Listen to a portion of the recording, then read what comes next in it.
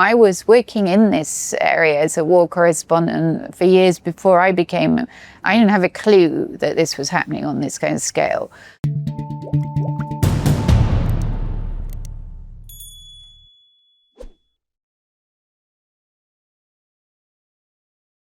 So Christina Lamb, welcome to How the Light Gets In. Thank you very much, great to be here. So you've had a very distinguished career as a foreign correspondent, particularly as a war correspondent, and one of the things you focus on is the impact on women in the context of war. Can you tell us what is it that we learn about warfare when we look at the impact it has on women that other sort of coverage of war misses? Sure, I mean, I feel strongly that the story of women in war has gone untold for a very long time. And when you read military histories that are usually written by men, it's as if war is just about men fighting on the battlefront. Of course, that is a big aspect of war, but there's a lot more. And to me, the most interesting thing about war is how people live during a war, how they keep life together, how they feed children, protect the elderly, shelter them. The people that are doing that are the women, and they don't really get the credit. You don't see statues for what women did in the war. And so I don't know whether it's because I'm a woman that I always have talked to women much more on the battlefront areas, or maybe also I'm not so brave, and it's actually I'm more interested in not being in the middle of the fighting, but actually talking to the people living in the areas. I also think people often forget that when a war is going on, it isn't just all about the fighting. There are still millions of people getting married, having babies, going to work, and in Ukraine today you see that all the time. Mm.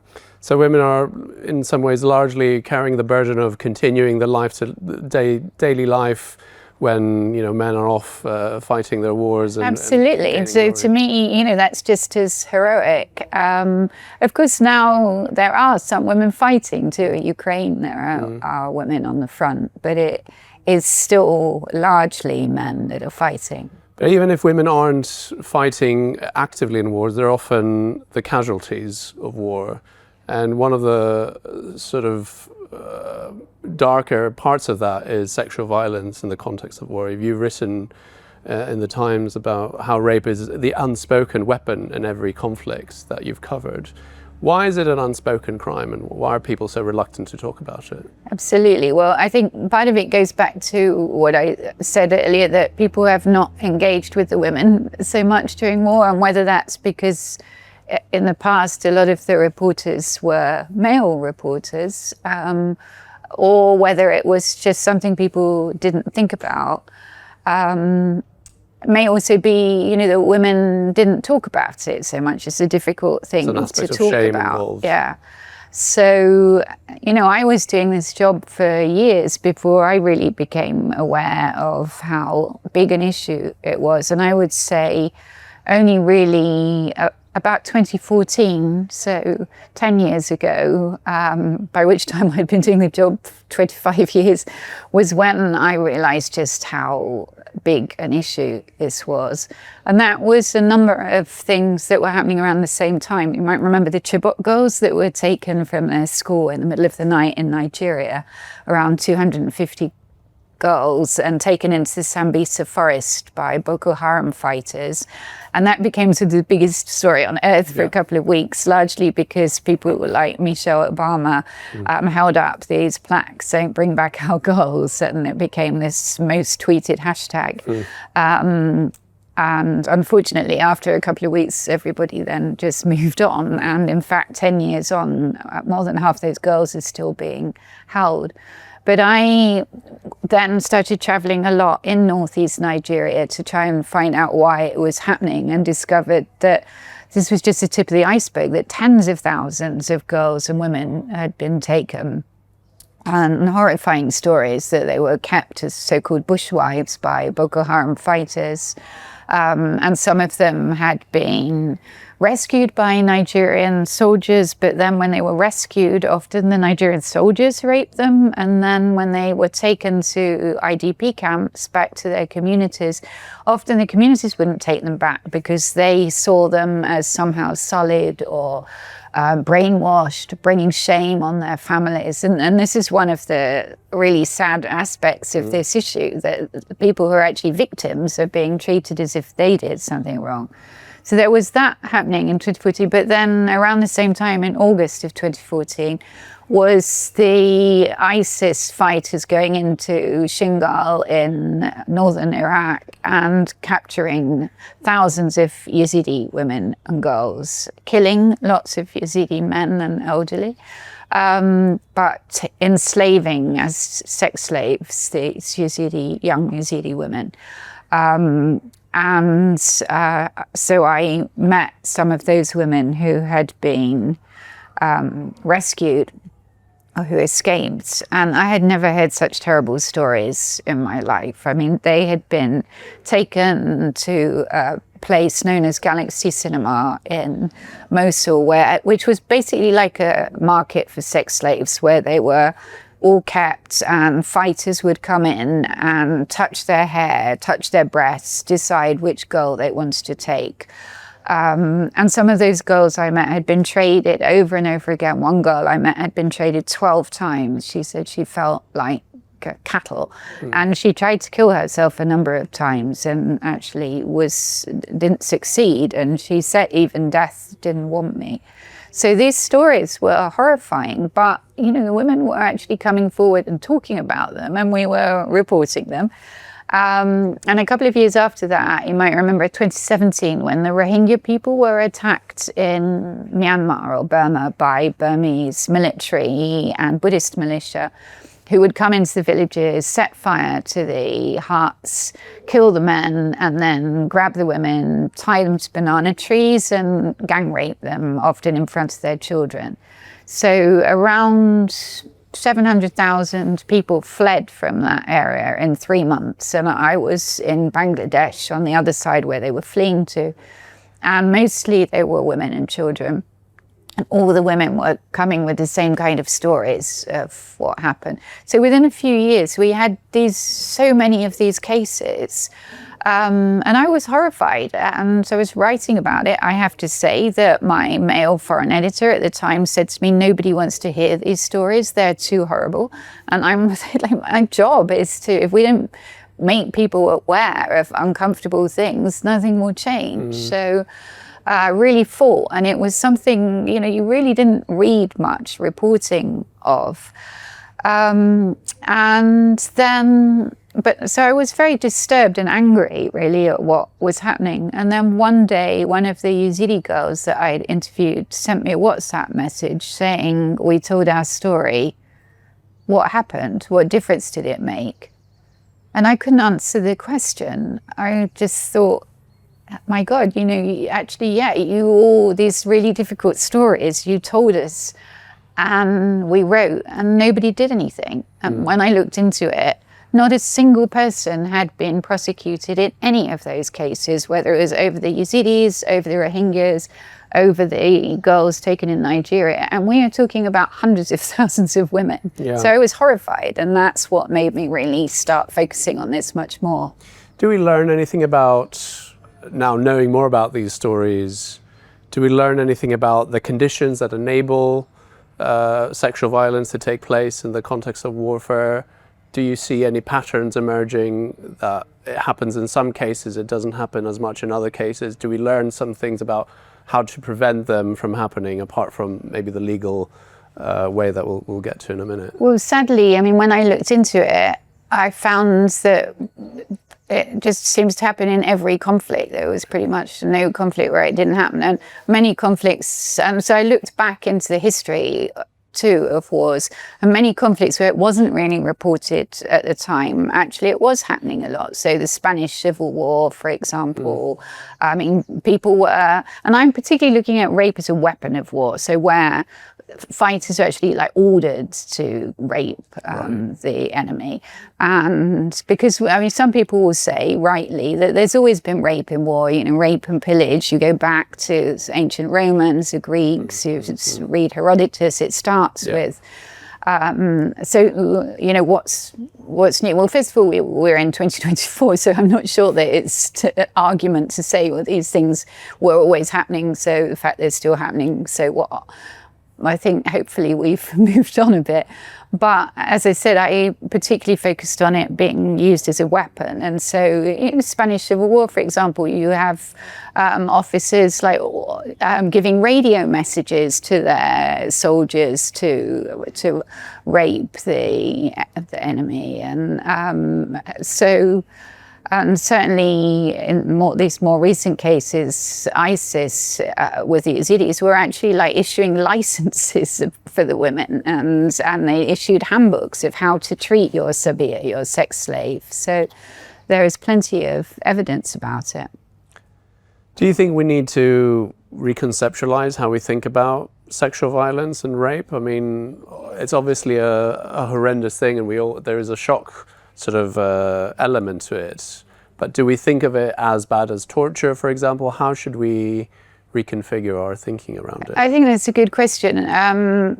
There's one of the heroes in my book is a man called Dr. McCreggy, Dennis McCreggy, who is a gynecologist in the Democratic Republic of Congo, who set up something called the Panzi Hospital. And he and his hospital, I believe, have treated more rape victims than anyone on earth. They've had more than 55,000 women and girls who have been raped. And he won the Nobel Peace Prize a few years ago with Nadia Murad, the Yazidi, for their work on sexual violence. And he said to me, you know, people came and awarded us this and applauded my speech, but nothing changed. And I didn't do this to get some kind of award. Yeah. But one of the things he said to me was, do you think if hundreds of thousands of men were being attacked by women and having their genitals mutilated, being left traumatized for life, that nobody would be doing anything? And I think that's a good question. And you know, many of the women I spoke to said to me that they would rather have been killed than go through what they did. And yet, when it comes to cases at the end of wars and tribunals, usually the rape is considered as a kind of side issue, not as something as important as the killing or torture.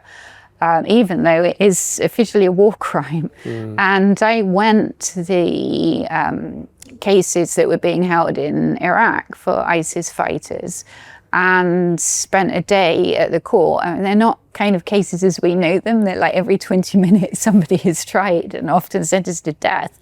But they were all being tried on terrorism charges. So I asked the Chief Justice, did none of these people take Yazidi women? And so he said, well, yeah, loads of them did. So I said, well, why isn't that one of the charges? He literally laughed. He said to me, but why would we charge them for that? They also, you know, killed people and tortured people. And I said, don't you understand that for the women, what happened to them was worse than this? And he really didn't. So what you're saying is there's an element of sexism essentially involved. I do. I honestly think that one of the problems and why we could talk about the justice thing, but accountability is the exception, not the rule. Very few people are brought to justice. And I think that one of the reasons is that at the end of conflicts, when people sit down and draw up peace agreements and look at kind of how to deal with the justice side, it's almost always men. There is no woman heading a peace agreement around the world. Most peace negotiations don't have women even on them. So they're not thinking about that at all. And so I spend an awful lot of time trying to make people much more aware. But I do think that there is a bit more awareness now, and that's partly because of Ukraine, which we could talk about.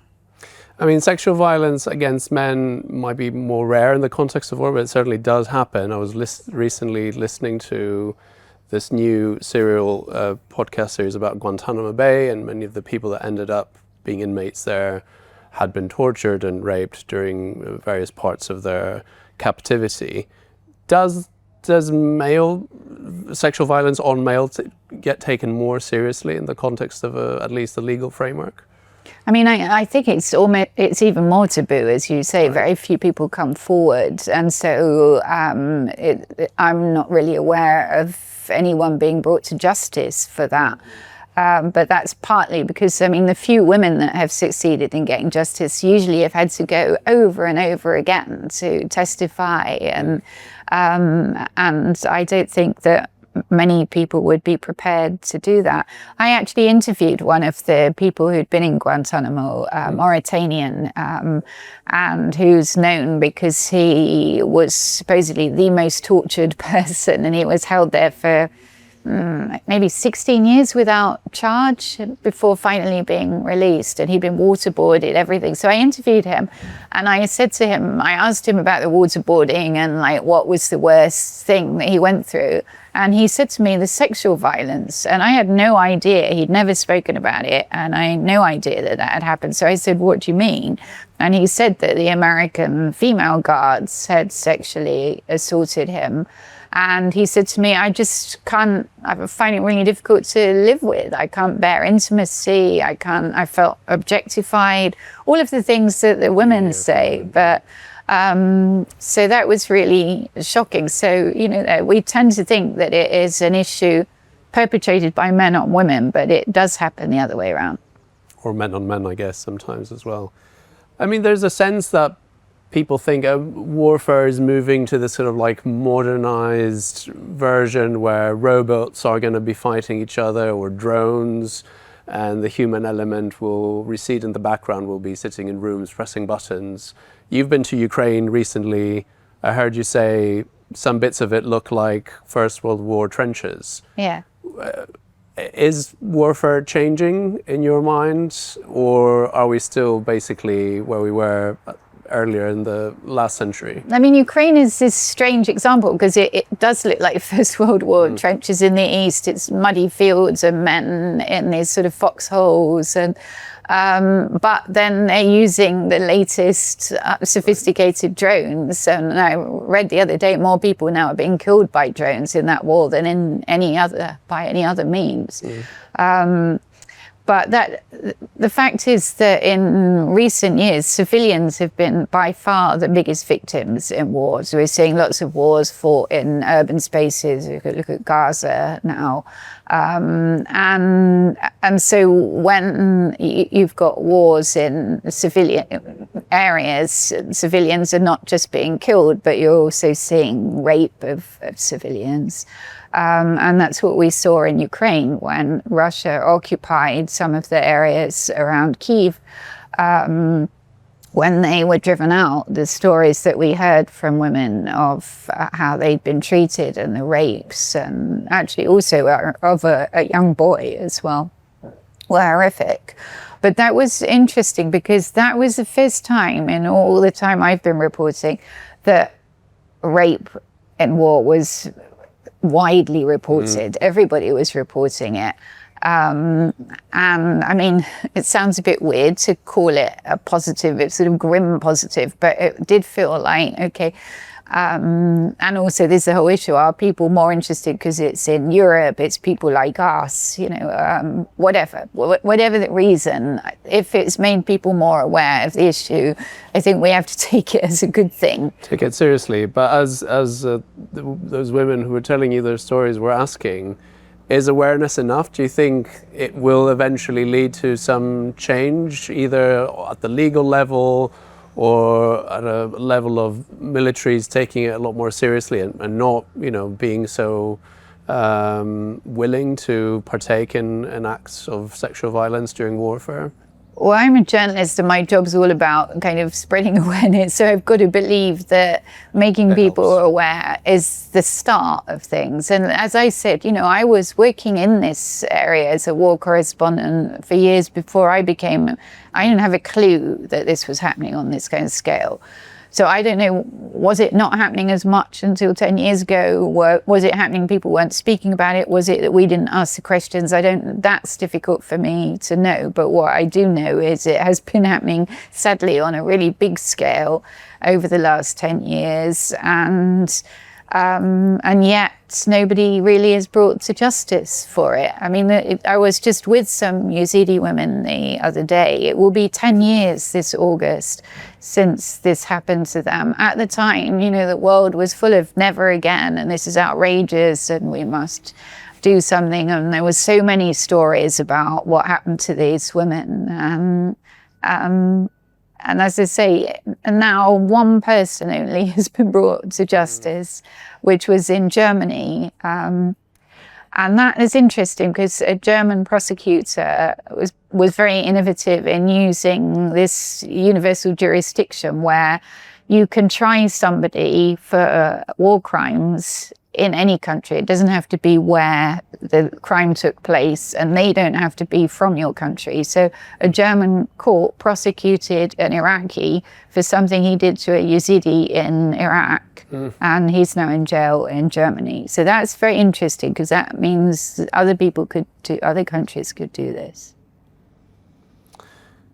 Your work, as we've discussed, obviously has some sort of dark elements to it. It reveals the dark side maybe of human nature. How do you personally deal with that? What do you do to unwind after you've been to a war zone and have been reporting on essentially what are war crimes? How do you cope with all that? Well, I come to beautiful places like this, and I think nature is very healing. But also I think I'm very blessed in a way, because sometimes people say to me, how do you deal, like you spend all your time in bad places writing about bad people doing bad things, but actually in those places you meet people doing remarkable things too, and in a strange way that gives you a lot of faith in humanity, because you see, even if on a small scale, people are doing things to help their neighborhood or their people on their street, and I just endlessly marvel at how that seems to happen. So I just actually came back from South Africa and did a story I loved doing, which was about an artist who lived next to a park in Johannesburg called the Wilds, which had become a complete no-go area. Everybody said, you can't go there, you'll be raped, murdered, robbed. Nobody went there.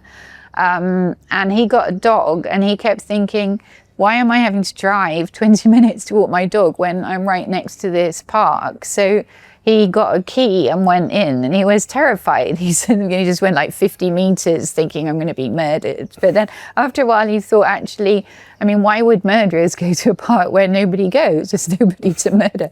So he started going a bit further and like cutting the undergrowth. And this man on his own led a whole movement to turn this park around, and it's now the most beautiful place to go, and it's full of people enjoying it, families, and that's all just because of one man and his dog. So I love finding things like that. It's what keeps me going in my job. Christina Lamb, thank you very much. Thank you.